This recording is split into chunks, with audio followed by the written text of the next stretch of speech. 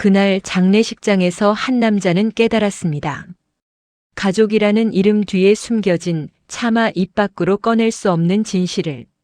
10년 전 공인회계사로서의 삶을 스스로 접은 김현도. 그는 숫자와 장부 속에서 진실을 찾아내는 일을 했지만 단 한 번의 실수로 모든 것을 내려놓았습니다.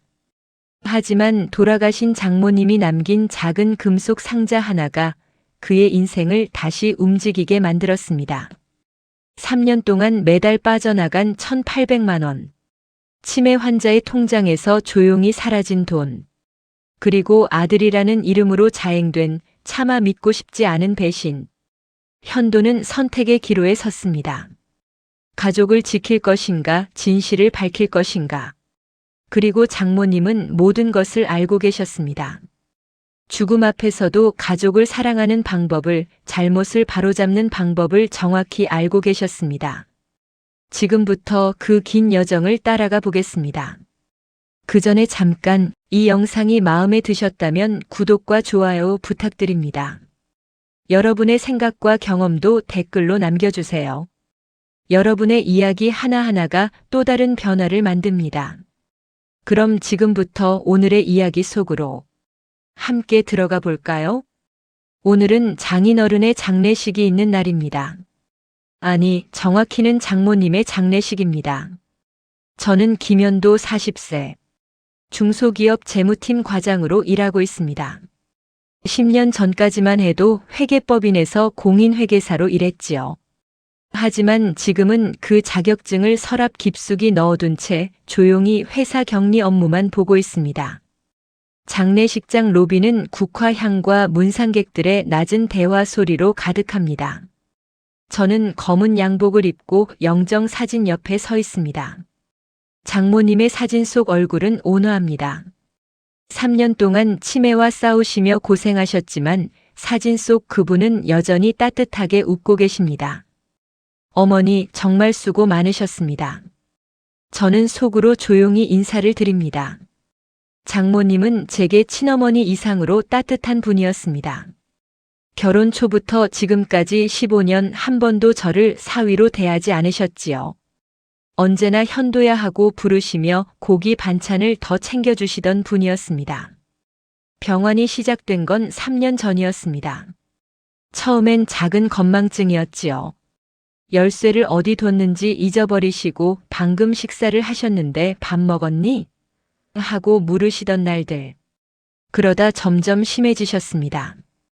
요양병원에 모셔야 했고 간병은 제 아내 윤지혜와 제가 거의 전부 맡았습니다. 지혜는 지금 상주석에 앉아 고개를 숙이고 있습니다. 눈가가 퉁퉁 부었습니다. 3년 동안 매일같이 병원을 오가며 어머니를 돌봤던 사람입니다. 저녁을 먹다가도 병원에서 전화가 오면 젓가락을 내려놓고 달려갔지요. 그런 아내의 모습을 보며 저도 함께 움직였습니다. 주말마다 병원에 가서 장모님의 손을 잡고 이야기를 들려드렸습니다. 형부, 오랜만이야. 뒤에서 들리는 목소리에 고개를 돌립니다. 처남 윤상호입니다. 45세. 지혜보다 5살 많은 오빠입니다. 검은색 정장을 말끔하게 차려입었고 옆에는 부인 나오코가 서 있습니다. 나오코는 명품 가방을 들고 있습니다. 로고가 선명합니다. 상호 씨 오셨습니까? 저는 정중하게 인사합니다. 상호는 제 어깨를 툭 칩니다. 아, 형식적으로 그러지 말고. 우리 가족인데. 가족이라는 단어가 묘하게 들립니다. 지난 3년 동안 상호 부부가 병원에 온 횟수를 저는 정확히 기억합니다. 5번. 그것도 명절이나 장모님 생신 때 잠깐 들렀다가 1시간도 안 되어 나갔습니다. 그러면서도 주변 사람들에게는 우리가 열심히 챙기고 있다고 말하고 다녔지요. 어머니가 많이 편찮으셨는데 마지막까지 고생 많았어. 상호가 영정 앞에 절을 합니다. 나오코도 따라서 절을 하지만 시선은 이미 다른 곳을 향하고 있습니다. 조문객들이 누구인지, 얼마나 비싼 화환을 보냈는지 훑어보는 눈빛입니다. 형부, 어머니 방 열쇠는 어디 있어? 상호가 갑자기 묻습니다. 장례식이 시작된 지 2시간도 안 됐는데 벌써 그런 이야기를 꺼냅니다. 저는 잠시 말을 멈춥니다. 왜 그러십니까? 아, 유품 정리 좀 해야 할 것 아냐? 어머니가 소중히 간직하신 것들도 있을 테고. 지혜가 옆에서 상호를 바라봅니다. 표정이 굳어 있습니다. 저는 조용히 대답합니다. 장례 끝나고 천천히 하시지요. 상호는 잠시 불만스러운 얼굴을 하다가 이내 웃으며 고개를 끄덕입니다. 그래, 그럼 그때 우리가 먼저 정리할게. 먼저라는 단어가 귀에 걸립니다. 마치 유품이 나눠 가져야 할 무언가인 것처럼 들립니다. 저는 아무 말도 하지 않고 다시 영정 사진을 바라봅니다. 저는 공인회계사였습니다. 10년 전까지는 숫자와 장부를 다루는 일이 제 전부였지요. 하지만 담당하던 기업의 분식회계를 잡아내지 못했습니다. 제 실수였습니다. 회사는 결국 상장 폐지되었고 수많은 투자자들이 피해를 입었습니다. 법적 책임은 없었지만 저는 스스로를 용서할 수 없었습니다. 그래서 회계법인을 그만뒀습니다. 공인회계사 자격증도 더 이상 쓰지 않겠다고 다짐했지요. 지금은 중소기업에서 조용히 격리 업무만 봅니다. 회계사 경력이 있다는 걸 아는 사람은 회사에 몇 명 없습니다. 저는 그저 묵묵히 일하고 집에 돌아와 아내와 저녁을 먹고 주말엔 산책을 하며 살아갑니다. 평범하고 조용한 삶입니다. 하지만 오늘 장례식장에서 상호 부부의 모습을 보며 이상한 느낌이 듭니다. 뭔가 자연스럽지 않습니다. 지나치게 신경 쓴 옷차림, 지나치게 밝은 표정, 그리고 지나치게 빠른 유품 이야기. 제 안에서 오래 잠들어 있던 감각이 조금씩 깨어나는 것 같습니다. 밤이 깊어갑니다. 조문객들이 하나둘 돌아가고 장례식장은 고요해집니다. 지혜는 여전히 상주석에 앉아 있습니다. 저는 그 옆에 조용히 앉아 아내의 손을 잡아줍니다. 괜찮아요? 지혜가 고개를 끄덕입니다. 하지만 눈빛은 무언가 다른 이야기를 하고 있습니다. 불안과 슬픔, 그리고 그 안에 숨겨진 작은 분노. 저는 아내의 손을 조금 더 꽉 잡아줍니다. 내일도 장례식은 계속될 것입니다. 그리고 상호 부부도 다시 올 것입니다. 저는 아직 모릅니다. 앞으로 무슨 일이 벌어질지. 하지만 한 가지는 확실합니다. 장모님께서 마지막으로 우리에게 무언가를 남기셨다는 것.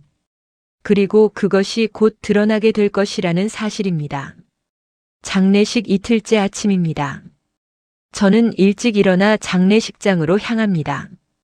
지혜는 어젯밤 거의 잠을 자지 못했습니다. 새벽까지 뒤척이는 소리가 들렸지요. 저도 마찬가지였습니다. 상호 부부의 모습이 자꾸 떠올랐습니다. 장례식장에 도착하니 벌써 상호 부부가 와 있습니다. 상주석 근처에서 조문객들과 이야기를 나누고 있습니다. 나오코는 어제와 다른 검은색 원피스를 입었습니다. 역시 명품입니다. 목에는 진주 목걸이가 걸려 있습니다. 형부, 어제 늦게까지 고생했지? 상호가 다가와 말을 겁니다. 저는 짧게 대답합니다. 괜찮습니다. 아, 그나저나 말인데. 어머니 집 정리는 언제쯤 할 수 있을까? 우리도 스케줄이 있어서. 아직 장례도 끝나지 않았는데 또 그 이야기입니다. 저는 상호를 바라봅니다. 그의 눈빛에는 조급함이 묻어 있습니다. 장례 끝나고 천천히 의논하시지요. 의논? 뭘 의논해? 어머니 재산은 당연히 자식들이 나눠 갖는 거 아냐? 나는 아들이고. 목소리가 조금 커집니다. 주변 조문객 몇 명이 슬쩍 이쪽을 봅니다. 저는 낮은 목소리로 말합니다. 여기서 할 이야기는 아닌 것 같습니다. 상호는 잠시 입술을 깨물다가 돌아섭니다. 나오코가 그의 팔을 잡으며 무언가 속삭입니다. 두 사람은 복도 쪽으로 사라집니다. 지혜가 제 옆으로 다가옵니다. 얼굴이 창백합니다. 현도 씨, 네. 우리 집에 지금 당장 가야 해요. 지금요? 중요한 걸 잊고 왔어요.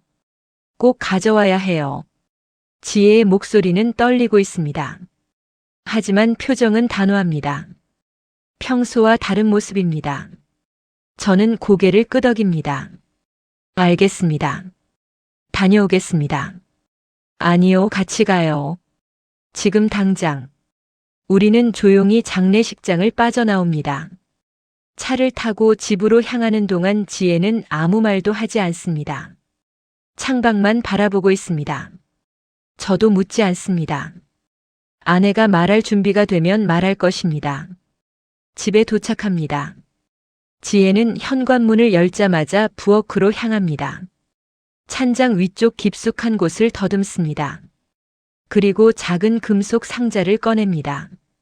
먼지가 쌓여 있습니다. 오래전에 넣어둔 것 같습니다. 이게 뭡니까? 엄마가 맡기신 거예요.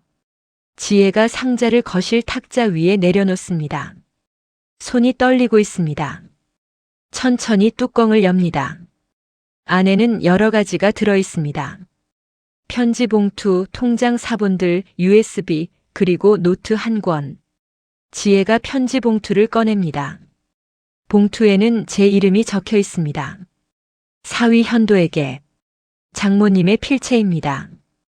저는 조심스럽게 봉투를 뜯습니다. 편지를 펼칩니다. 손글씨는 떨리고 있지만 또렷합니다. 현도 씨, 이 편지를 읽고 있다면 아마 제가 세상을 떠난 뒤일 것입니다. 미안합니다. 살아생전 말씀드리지 못해서요. 하지만 지혜에게는 너무 큰 짐이라 당신에게 부탁합니다. 저는 계속 읽어내려갑니다. 상호가 제 통장에서 돈을 조금씩 빼쓰고 있다는 걸 알고 있습니다. 치매를 핑계로 제 돈을 대신 관리하겠다며 통장을 가져갔어요. 금액은 작지만 몇 년간 계속되었습니다. 증거는 모두 상자 안에 넣어두었습니다. 현도 씨, 진실을 밝혀주세요. 상호를 범죄자로 만들고 싶지는 않습니다. 하지만 잘못은 바로 잡아야 합니다. 편지가 끝납니다. 저는 천천히 편지를 내려놓습니다. 손이 떨립니다. 10년 만에 느끼는 감각입니다. 숫자와 증거 앞에 섰을 때의 긴장감. 지혜가 통장 사본들을 꺼냅니다. 장모님 명의의 통장입니다. 거래 내역이 형광펜으로 표시되어 있습니다. 매달 50만 원씩 인출된 기록들. 3년 동안 계속됩니다. 총액을 계산하니 1,800만 원입니다. 저는 거래 내역을 자세히 봅니다. 인출 시간은 대부분 평일 오전 11시에서 오후 2시 사이입니다. 장소는 장모님이 계시던 요양병원에서 멀리 떨어진 곳들입니다. 장모님께서 직접 인출하실 수 없는 상황이었습니다. 이건 명백하게 말을 잇지 못합니다. 지혜가 고개를 숙입니다. 엄마가 말씀하셨어요. 상호 오빠가 통장을 가져갔다고. 자기가 관리하겠다고. 치매라서 잃어버릴까봐 그런다고. 언제요? 2년 전쯤요. 그때 오빠가 갑자기 찾아왔어요. 어머니 앞에서 효자 행세하면서. 저는 USB를 손에 듭니다. 작은 검은색 USB입니다. 노트북을 켜고 USB를 꽂습니다. 파일이 하나 있습니다. 날짜는 2년 전입니다. 재생 버튼을 누릅니다. 잡음이 들리다가 목소리가 들립니다. 어머니, 치매가 더 심해지기 전에 내가 통장 들고 있을게요. 상호의 목소리입니다. 분명합니다. 내가 아들이잖아요. 믿어야지요. 지혜는 바쁘고 형부도 회사 다니느라 힘들고. 장모님의 목소리가 이어집니다. 약하지만 또렷합니다. 나는 아직 멀쩡하다. 상호야. 에이, 어머니. 그래도 혹시 모르잖아요. 안전하게 제가 보관할게요. 녹음은 거기서 끝납니다. 저는 노트북을 천천히 닫습니다.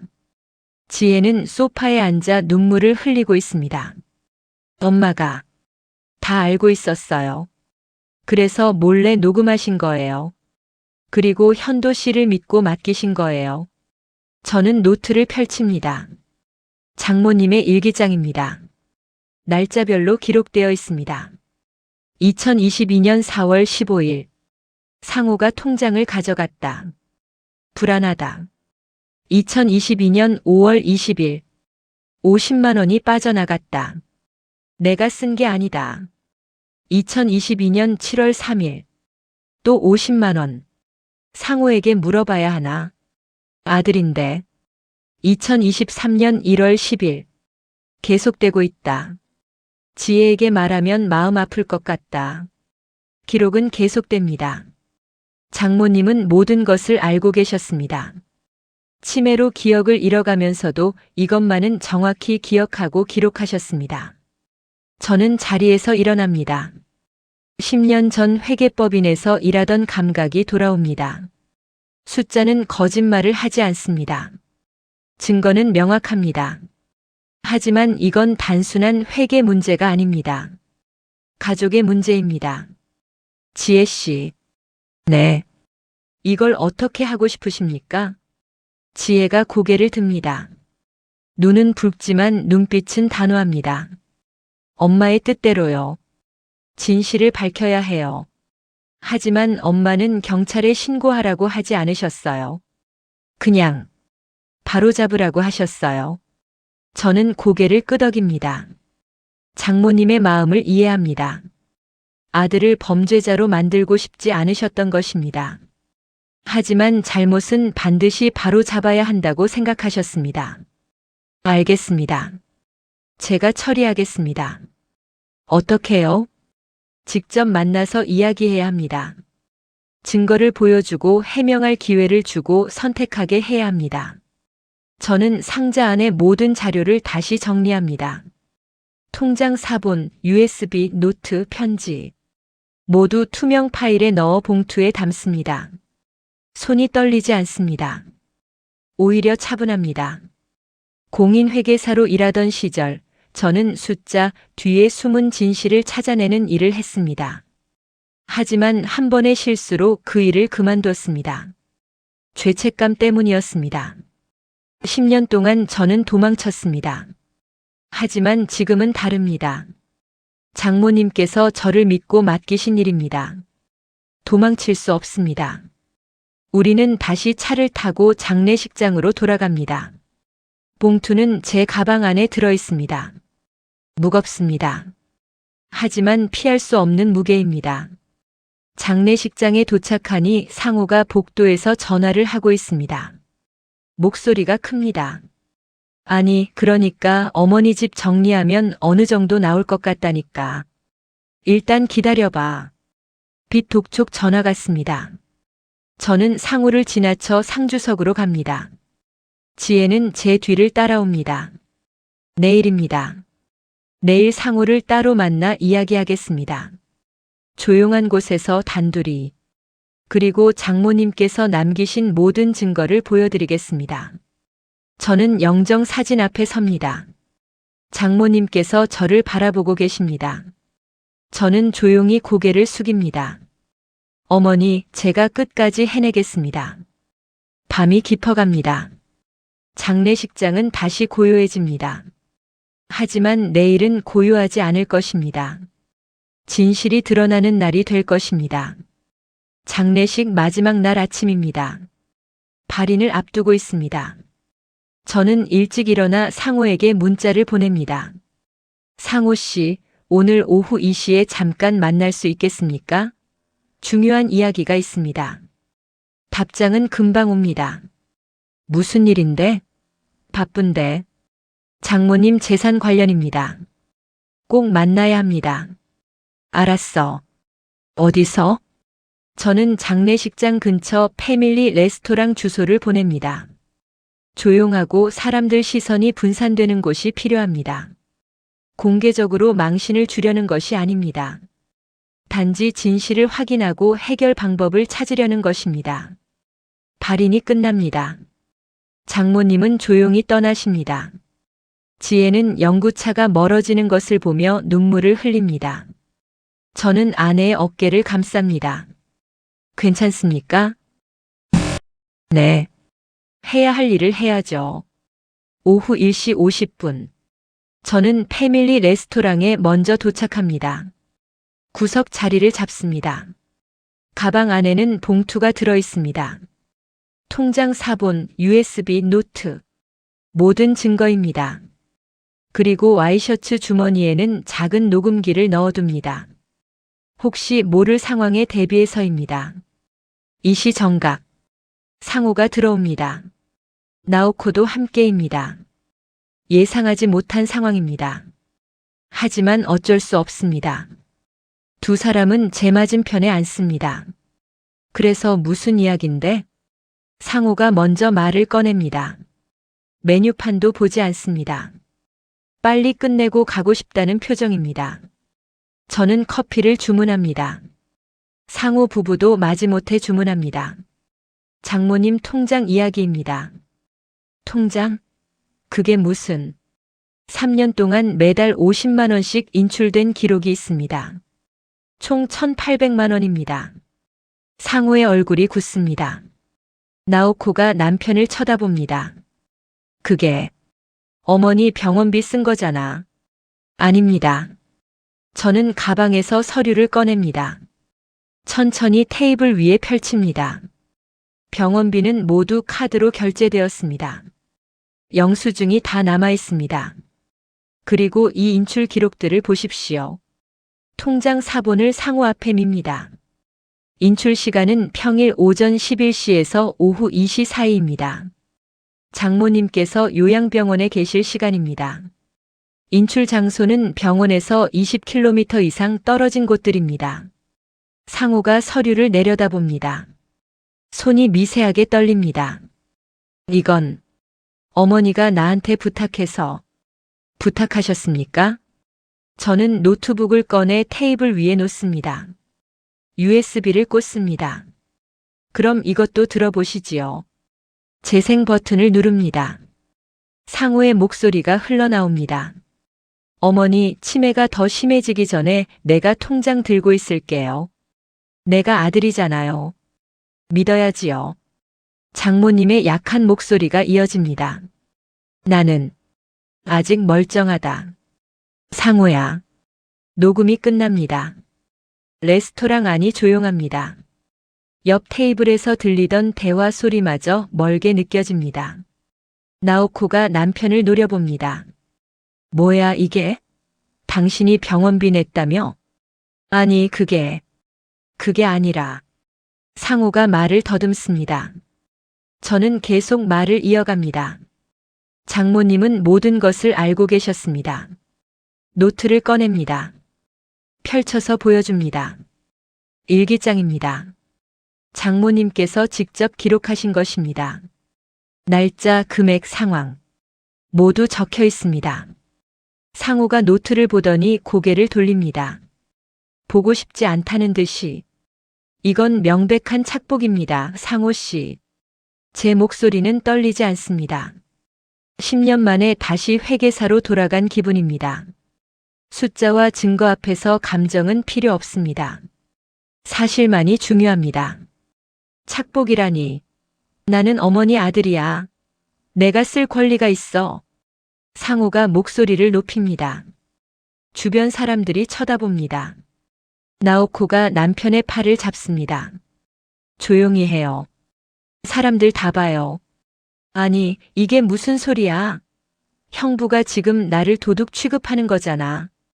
저는 조용히 기다립니다. 상호가 흥분을 가라앉힐 때까지. 감정적으로 대응하면 안 됩니다. 이건 가족 간의 싸움이 아닙니다. 잘못을 바로잡는 일입니다. 상호 씨. 뭐? 이 돈 어디에 쓰셨습니까? 그건. 상호가 입을 다뭅니다. 나오코가 남편을 쳐다봅니다. 의심의 눈빛입니다. 당신 설마 또 도박? 아니야. 아니라고. 그럼 뭔데? 1,800만 원이 어디 갔는데?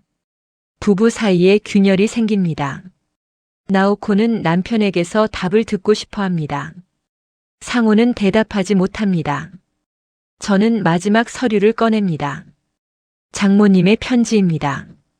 장모님께서 남기신 편지입니다. 제게 쓰신 것입니다. 편지를 소리내어 읽습니다. 현도 씨, 상호를 범죄자로 만들고 싶지는 않습니다. 하지만 잘못은 바로 잡아야 합니다. 진실을 밝혀주세요. 상호의 눈에 눈물이 맺힙니다. 나오코는 고개를 돌립니다. 상호 씨, 저는 경찰에 신고할 생각이 없습니다. 상호가 고개를 듭니다. 희망의 빛이 보입니다. 하지만 조건이 있습니다. 뭔데? 첫째, 1,800만 원 전액을 돌려주십시오. 이자 포함해서 2천만 원입니다. 2천만 원을 어떻게 해? 분할 상환 가능합니다. 매달 50만 원씩 빼낸 것처럼 채우십시오. 그건. 둘째, 장모님 산소 앞에서 사과하십시오. 진심으로. 상호가 고개를 숙입니다. 셋째, 앞으로 우리 부부 앞에 나타나지 마십시오. 돈을 다 갚을 때까지. 그건 너무한 거 아냐? 우리 가족인데. 가족이라고 하셨습니까? 제 목소리에 처음으로 감정이 실립니다. 3년 동안 장모님 병실에 5번 오신 분이 가족을 말씀하십니까? 장모님께서 돌아가시는 날까지 지혜가 얼마나 울었는지 아십니까? 상호가 대답하지 못합니다. 이 조건을 거부하시면 모든 증거를 경찰에 제출하겠습니다. 그리고 상호 씨 회사에도 알리겠습니다. 회사까지? 그럼 나 잘린다고. 선택은 상호 씨 몫입니다. 저는 서류들을 다시 봉투에 넣습니다. 나오코가 남편을 쳐다봅니다. 그 눈빛은 차갑습니다. 당신 정말 도박 또 한 거예요? 미안해. 미안하긴. 내가 얼마나 속았어. 나오코가 자리에서 일어납니다. 가방을 움켜줍니다. 나 먼저 갈 거예요. 당신이 알아서 해결하세요. 여보. 나오코는 돌아보지 않고 레스토랑을 나갑니다. 상호는 그 뒷모습을 멍하니 바라봅니다. 저는 자리에서 일어납니다. 일주일 드리겠습니다. 일주일 안에 답을 주십시오. 첫 달 상환금 50만 원과 함께. 형부. 저는 더 이상 형부가 아닙니다.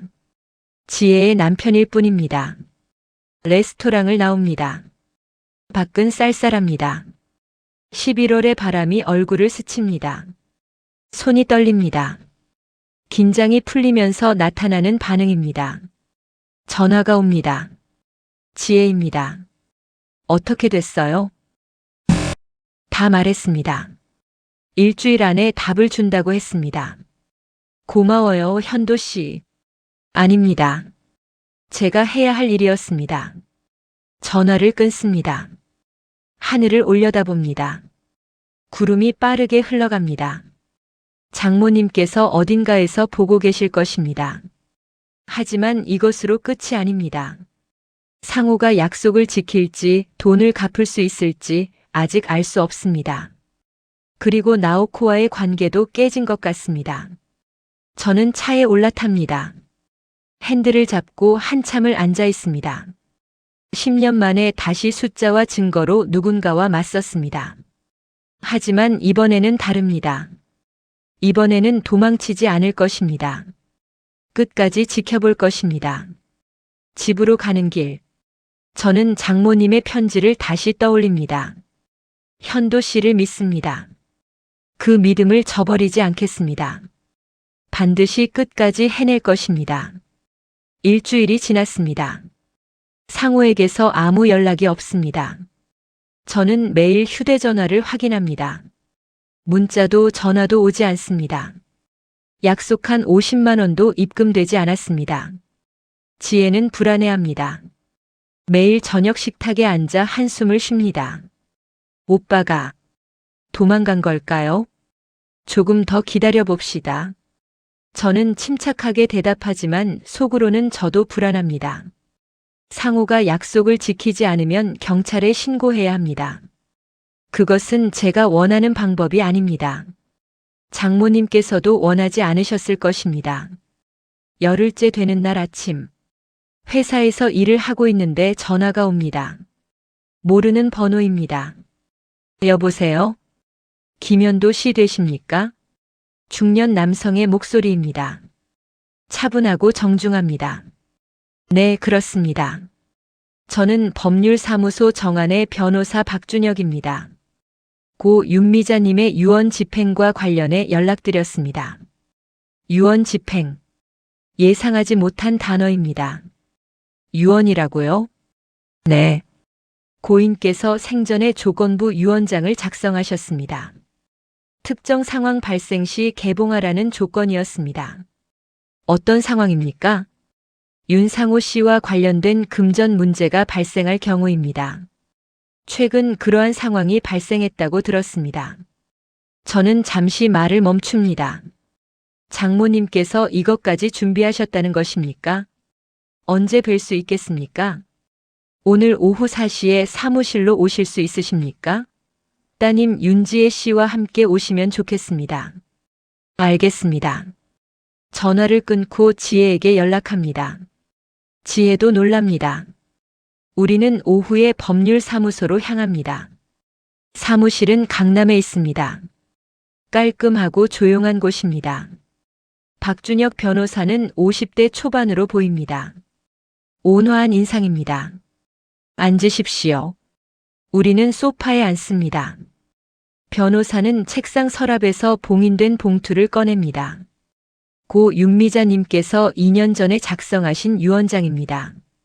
당시 치매 진단을 받기 직전이었습니다. 정신이 온전한 상태에서 작성하신 것이 의학적으로 확인되었습니다. 봉투에는 밀랍 봉인이 되어 있습니다. 변호사가 조심스럽게 뜯습니다. 안에서 서류 몇 장이 나옵니다. 먼저 유언장 본문을 읽어드리겠습니다. 변호사가 서류를 펼칩니다.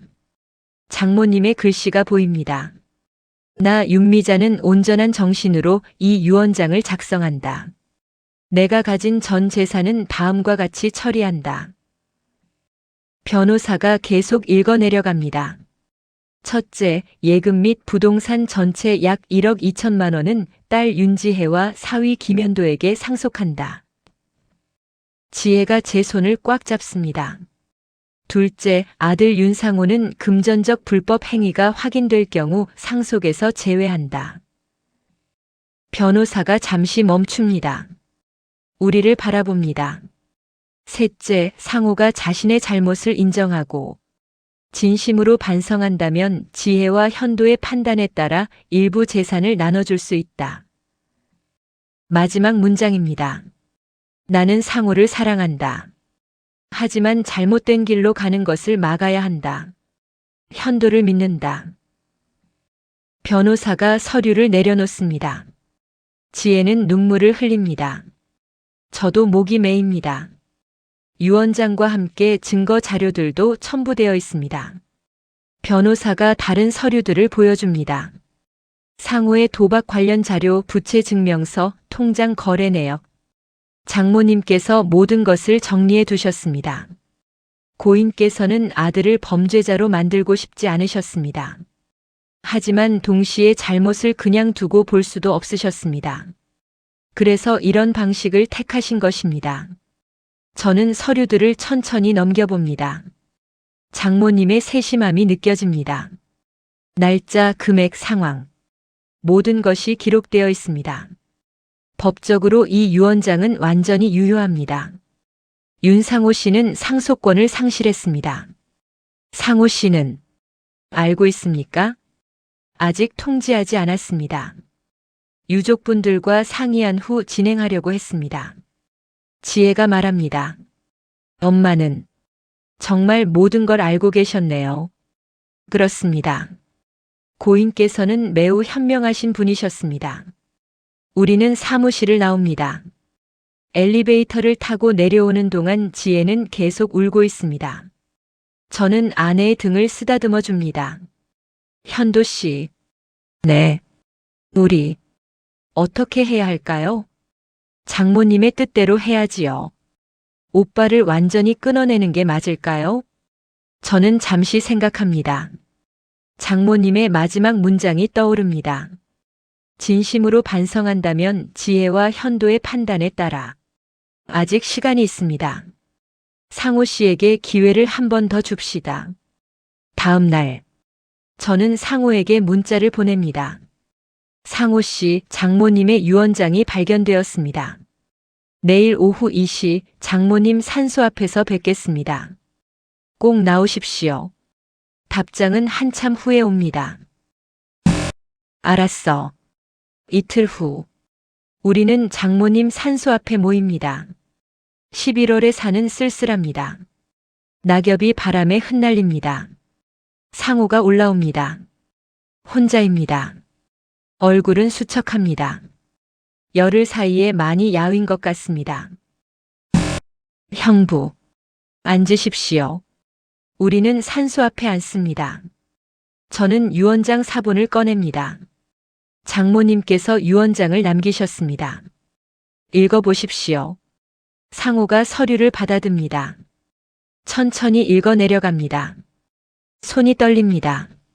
마지막 페이지까지 읽고 나서 상호는 고개를 떨굽니다. 나는 말을 잇지 못합니다. 눈물이 떨어집니다. 어머니가 다 알고 계셨구나. 상호가 산소 앞에 무릎을 꿇습니다. 이마를 땅에 댑니다. 어머니, 죄송합니다. 정말 죄송합니다. 목소리가 떨립니다. 진심이 느껴집니다. 나는 나쁜 놈입니다. 도박 때문에 돈이 필요해서 어머니 돈을 훔쳤습니다. 지혜도 눈물을 흘립니다. 저는 두 사람을 지켜봅니다. 나오코는 나한테 이혼하자고 했어. 당연하지. 내가 그럴 자격이 없으니까. 상호가 고개를 듭니다. 얼굴이 엉망입니다. 형부 지혜야. 나 좀 도와줘. 나 다시 살고 싶어. 제발. 저는 장모님의 편지를 떠올립니다. 상호를 범죄자로 만들고 싶지 않다. 상호 씨. 네. 제가 조건을 말씀드렸습니다. 기억하십니까? 네. 지킬 수 있습니까? 시간을 주시면 꼭 갚겠습니다. 매달 50만 원씩, 아니 100만 원씩. 100만 원은 무리일 것입니다. 50만 원으로 하십시오. 대신 40개월 동안 한 번도 빠지지 마십시오. 감사합니다. 정말 감사합니다. 상호가 다시 땅에 이마를 댑니다. 지혜가 오빠를 바라봅니다. 복잡한 표정입니다. 미움과 연민이 섞여 있습니다. 오빠. 응. 엄마가 오빠를 사랑하셨어요. 그래서 이렇게 하신 거예요. 알아. 다시 시작해요. 이번이 마지막 기회예요. 상호가 고개를 끄덕입니다. 우리는 산을 내려옵니다. 상호는 반대편으로 갑니다. 혼자 터벅터벅 걸어가는 뒷모습이 외로워 보입니다. 잘한 걸까요? 지혜가 묻습니다. 잘한 것입니다. 장모님께서 원하신 방법입니다. 오빠가 정말 달라질 수 있을까요? 모릅니다. 하지만 기회는 줘야 합니다. 집으로 돌아오는 길, 저는 휴대전화를 확인합니다. 상호에게서 문자가 와 있습니다. 형부 지혜야. 내일부터 도박 중독 치료 시작한다. 그리고 다음 주에 첫 상환금 입금하겠다. 정말 고맙다. 저는 지혜에게 문자를 보여줍니다. 지혜가 작게 미소 짓습니다. 현도 씨 고마워요. 제가 한 게 없는데요. 아니에요. 현도 씨가 아니었으면 우리 가족은 완전히 무너졌을 거예요. 저는 아내의 손을 잡습니다. 따뜻합니다. 그날 밤, 저는 장모님의 사진 앞에 섭니다. 불단의 향을 피웁니다. 연기가 천천히 올라갑니다. 어머니 잘하고 있는 걸까요? 대답은 없습니다. 하지만 사진 속 장모님은 여전히 온화하게 웃고 계십니다. 저는 10년 만에 다시 공인회계사로서의 감각을 되찾았습니다. 숫자와 증거를 다루는 일, 진실을 밝히는 일, 그것이 제가 잘할 수 있는 일이었습니다. 그리고 깨달았습니다. 과거의 실수는 제 약점이 아니라 더 신중해질 수 있는 경험이었다는 것을, 도망치지 않고 마주할 때 비로소 앞으로 나아갈 수 있다는 것을, 희망이 보입니다. 작지만 분명한 희망입니다. 6개월이 흘렀습니다. 봄이 왔습니다. 회사 창밖으로 벚꽃이 보입니다. 분홍빛 꽃잎이 바람에 흩날립니다. 제 책상 위에는 통장이 놓여 있습니다. 상호가 매달 입금한 50만 원. 6개월 동안 한 번도 빠지지 않았습니다. 총 300만 원이 쌓였습니다. 아직 1,700만 원이 남았지만 상호는 약속을 지키고 있습니다. 과장님, 이거 확인 부탁드립니다. 후배 직원이 서류를 가져옵니다. 저는 천천히 검토합니다. 숫자를 확인하고 오류를 찾아냅니다. 10년 전처럼 자신 있게 일합니다. 여기 수정하고 다시 가져오세요. 네, 알겠습니다. 후배가 돌아갑니다. 저는 다시 일에 집중합니다. 회사에서는 제 능력을 인정하기 시작했습니다. 지난달에 내부 감사팀 신설 소식이 있었습니다. 팀장 자리에 제 이름이 거론되고 있습니다. 공인회계사 경력이 다시 빛을 발하고 있습니다. 퇴근 시간. 지혜에게서 전화가 옵니다. 여보, 오늘 저녁 집에서 먹어요. 제가 요리할게요. 무슨 날입니까? 그냥요. 그냥 당신이랑 둘이 밥 먹고 싶어서요. 목소리에 웃음이 섞여 있습니다. 요즘 지혜는 많이 밝아졌습니다. 장모님이 돌아가신 후 한동안 우울해했지만 이제는 다시 웃습니다. 집에 도착하니 고소한 냄새가 납니다. 지혜가 부엌에서 무언가 만들고 있습니다. 뭐 하십니까? 된장찌개요. 당신 좋아하잖아요. 저는 넥타이를 풀고 식탁에 앉습니다. 지혜가 찌개를 식탁에 올립니다. 김이 모락모락 납니다. 맛있겠습니다. 많이 드세요. 우리는 조용히 식사를 합니다. TV는 켜지 않았습니다. 그냥 둘이서 밥을 먹습니다. 이런 시간이 좋습니다.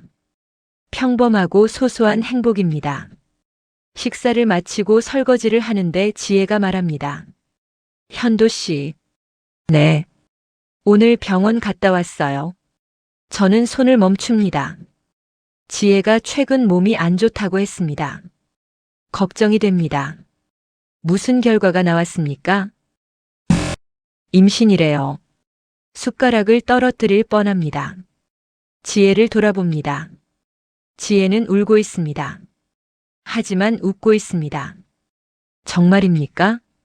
네. 8주래요. 저는 지혜를 안습니다. 꽉 안습니다. 15년 만입니다. 결혼하고 아이가 없어서 마음 아파했습니다. 포기했었습니다.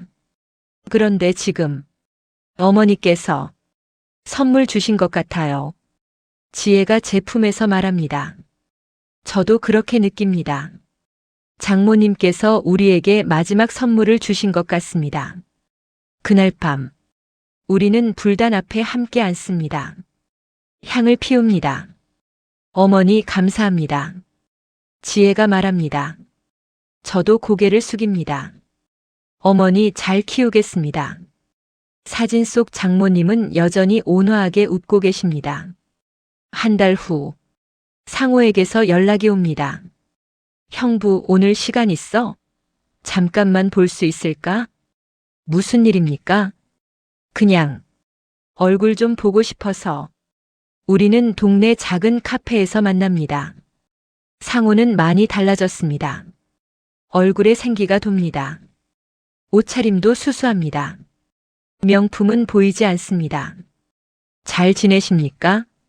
응. 요즘 도박 치료 열심히 받고 있어. 벌써 6개월째야. 그렇습니까? 힘들긴 해. 가끔 유혹이 올 때가 있어. 근데 참아. 어머니 생각하면서 상우가 커피를 한 모금 마십니다. 나오코랑은 이혼했어. 그렇습니까? 어쩔 수 없었어. 그 사람도 지쳤을 거야. 근데 괜찮아. 내가 잘못한 거니까. 상우는 슬퍼 보이지만 담담합니다. 받아들인 것 같습니다. 지금은 원룸에서 살고 있어. 회사는 다행히 안 잘렸어. 월급은 다 생활비랑 상환금으로 쓰고 있고. 힘들지 않습니까? 힘들지. 근데 이게 맞는 것 같아. 내가 치러야 할 대가야. 저는 상우를 바라봅니다. 진심이 보입니다. 변하고 있습니다. 형부 지혜한테 전해줘. 미안하다고. 그리고 고맙다고. 직접 말씀하시지요. 아니, 아직은. 아직 자격이 없어. 돈 다 갚고 나서 찾아갈게. 상우가 자리에서 일어납니다. 가봐야겠어. 오늘 야근이거든. 조심히 들어가십시오. 상우가 카페 문을 나섭니다. 저는 창밖으로 그의 뒷모습을 봅니다. 전철역으로 걸어가는 모습이 쓸쓸하지만 당당해 보입니다. 계절이 바뀝니다. 여름이 오고 가을이 옵니다. 지혜의 배가 점점 불러옵니다. 저는 매일 아내의 배에 손을 대고 이야기합니다. 아가야, 아빠야. 태동이 느껴집니다. 작은 생명이 움직이고 있습니다. 신기하고 감사합니다. 회사에서는 정식으로 내부 감사팀이 신설되었습니다. 그리고 제가 팀장으로 임명되었습니다. 10년 만의 승진입니다. 공인회계사 자격증을 다시 꺼냈습니다. 서랍 깊숙이 넣어뒀던 자격증. 먼지를 털어냅니다. 과거의 실수는 저를 무너뜨리지 않았습니다. 오히려 더 신중하고 정확한 사람으로 만들었습니다. 이제는 두렵지 않습니다. 겨울이 옵니다. 12월. 지혜가 병원에 입원합니다. 출산 예정일이 다가왔습니다. 진통이 시작됩니다. 저는 지혜의 손을 잡고 있습니다. 지혜는 아파하지만 꾹 참습니다. 괜찮습니다. 조금만 더 힘내십시오. 네. 몇 시간 후, 아기 울음소리가 들립니다. 맑고 힘찬 울음소리입니다. 딸입니다. 간호사가 아기를 보여줍니다. 작고 빨갛습니다. 하지만 아름답습니다. 이름은 정하셨어요? 저는 지혜를 봅니다. 지혜가 미소 짓습니다. 미우요. 윤미요. 장모님과 가장 닮은 이름. 장모님의 미자를 이어받은 이름입니다. 저는 아기를 안습니다. 처음 안아보는 제 딸입니다. 작고 따뜻합니다. 눈물이 납니다. 미우야. 아빠야. 며칠 후. 퇴원하는 날입니다. 상우가 병원에 찾아옵니다. 손에 나무로 만든 장난감을 들고 있습니다. 직접 만들었어. 애기 선물. 들어오십시오. 상우가 조심스럽게 병실에 들어옵니다. 지혜가 침대에 누워 있습니다. 미우는 옆에서 자고 있습니다. 지혜야. 오빠. 오랜만에 남매가 마주봅니다. 어색합니다. 하지만 따뜻합니다. 예쁘다. 조카가 이렇게 예쁘네. 상우가 미우를 내려다봅니다. 눈가가 촉촉합니다. 미안해, 지혜야. 형은 정말 나쁜 형이었어. 괜찮아요, 오빠. 이제 됐어요. 고마워. 나를 포기하지 않아줘서. 상우가 장난감을 침대 옆에 놓습니다. 조카 크면 이거 갖고 놀라고 해. 삼촌이 만든 거라고. 네, 고마워요. 상우가 병실을 나갑니다. 복도에서 멈춰 섭니다. 한참 서 있다가 천천히 걸어갑니다. 우리는 집으로 돌아옵니다. 불단 앞에 섭니다. 미우를 안고 있습니다. 지혜도 옆에 섭니다. 어머니, 증손녀 인사드려요. 미유의 작은 손을 잡고 합장시킵니다. 증조 할머니 고맙습니다. 향 연기가 천천히 올라갑니다. 방 안이 따뜻합니다. 저는 창밖을 봅니다. 눈이 내리고 있습니다. 하얀 눈이 세상을 덮습니다. 새로운 시작 같습니다. 장모님께서 남기신 것은 재산이 아니었습니다. 사랑이었습니다. 가족을 바로 세우는 사랑. 잘못을 바로잡되 용서할 기회를 주는 사랑. 단호하지만 따뜻한 사랑. 그 사랑이 상호를 다시 일으켰습니다. 저를 다시 일으켰습니다. 우리 가족을 다시 일으켰습니다. 미유가 작은 소리를 냅니다. 자면서 미소 짓고 있습니다. 저는 딸을 꽉 안습니다. 미유야, 증조 할머니 이야기 많이 들려줄게. 할머니가 얼마나 훌륭하신 분이었는지. 지혜가 제 어깨에 머리를 기댑니다. 현도 씨 행복해요. 저도 행복합니다. 우리는 창밖에 눈을 봅니다. 눈은 계속 내립니다. 세상을 하얗게 덮습니다. 모든 것을 새롭게 만듭니다. 장모님의 유산은 계속됩니다. 돈이 아니라 사랑으로, 미움이 아니라 용서로, 절망이 아니라 희망으로. 그리고 저는 압니다. 이 이야기가 미유에게도 이어질 것을. 그리고 그 다음 세대에게도. 가족이란 이런 것이라고. 사랑이란 이런 것이라고. 용서란 이런 것이라고. 불단의 향 연기가 천장으로 올라갑니다. 마치 장모님께서 우리를 축복하시는 것 같습니다. 어머니 잘 살겠습니다. 약속드립니다.